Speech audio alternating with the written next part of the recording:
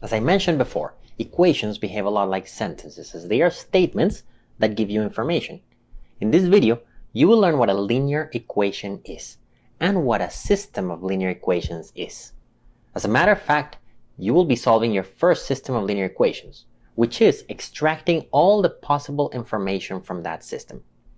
Just like with systems of sentences, systems of linear equations can also be singular or non-singular based on how much information they carry. And as you already learned these concepts with real-life sentences, you are more than ready to tackle them with equations. In the previous video, you saw sentences such as, between the dog and the cat, one is black. For the rest of the course, you'll focus on sentences that carry numerical information, such as this one. The price of an apple and a banana is $10. This sentence can easily be turned into equations as follows.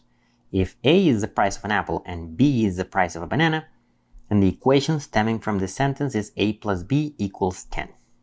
Now here's the first quiz in which you will be solving the first system of linear equations in this class. The problem is the following. You are going to a grocery store, but this is a very peculiar grocery store. In this store, the individual items don't have information about their prices. You only get the information about the total price when you pay in the register. Naturally, being a math person as you are, you're interested in figuring out the price of each item, so you keep track of the total prices of different combinations of items in order to deduce the individual prices. So the first day that you go to the store, you bought an apple and a banana and they cost $10. The second day you bought an apple and 2 bananas and they cost $12.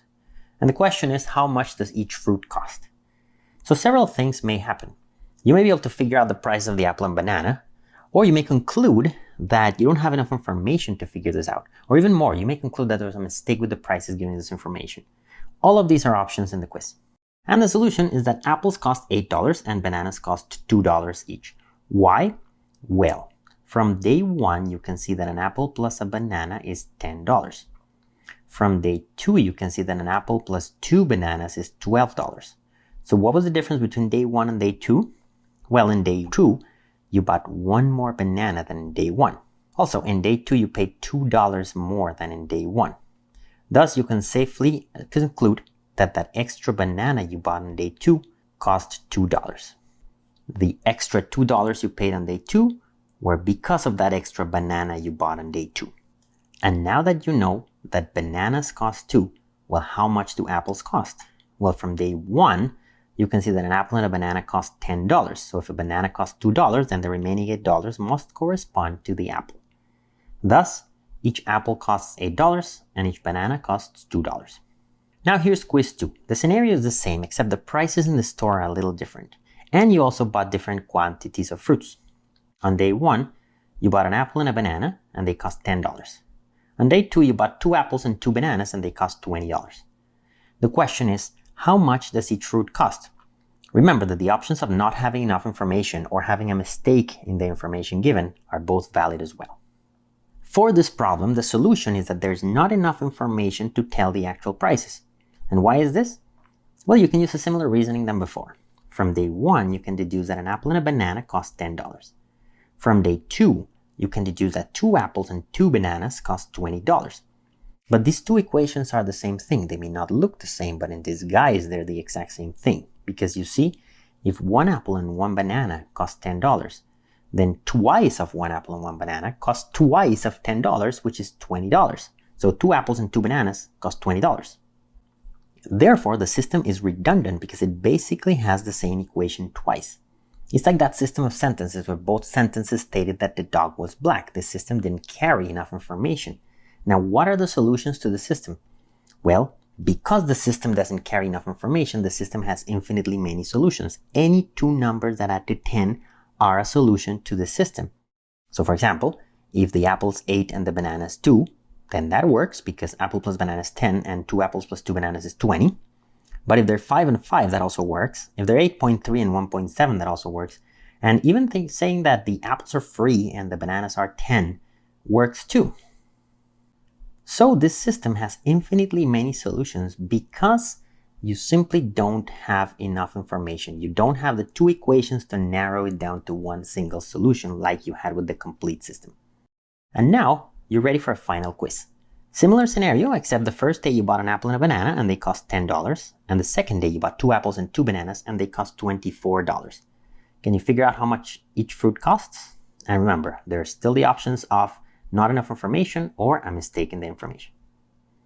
And the answer here is that there's no solution. Why? Well, in the same fashion as before, if 1 apple and 1 banana cost $10, then 2 apples and 2 bananas must cost $20. But the store charged you $24 for 2 apples and 2 bananas. Where are those 4 extra dollars?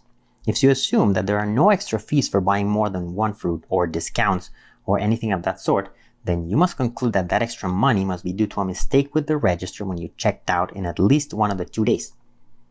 This means that these two equations contradict each other, just like the 2 sentences "the dog is black" and "the dog is white" contradicted themselves.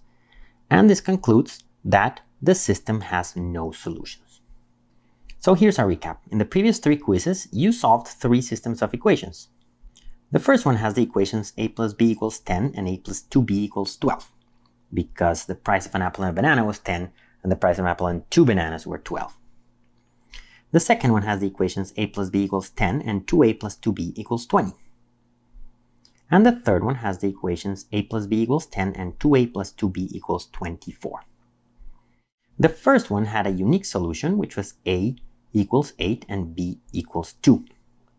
For a is the price of an apple and b the price of a banana. The reason this system has a unique solution is because both equations give you one different piece of information, thus you're able to narrow down the solution to one unique solution.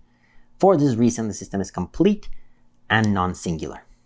The second system has infinitely many solutions, which are any 2 numbers that add to 10.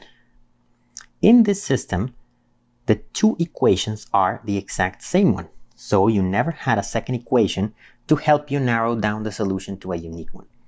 This means the system is redundant and singular. And finally, the third system has no solution because the 2 equations contradict each other. Therefore, this system of equations is contradictory and singular. So as you see, we're using the same terminology as with systems of sentences, and everything works in the exact same way. And finally, some clarification.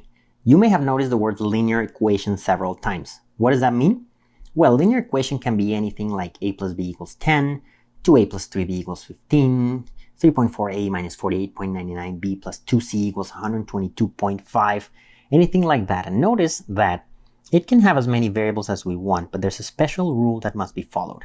In a linear equation, variables a, b, c, etc. are only allowed to have numbers or scalars attached to them. And there's also an extra number all by itself, like the 122.5 here, allowed to be in the equation. So in short, you can multiply the variable by scalars and then add them or subtract them and then add a constant, and that's it. So what's an equation that's not linear? Well, nonlinear equations can be much more complicated. They can have squares like a squared, b squared. They can have things like sine, cosine, tangent, arctan, anything like that. Powers like b to the 5. They can have powers like 2 to the a or 3 to the b. And furthermore, you can actually multiply the a's and b's.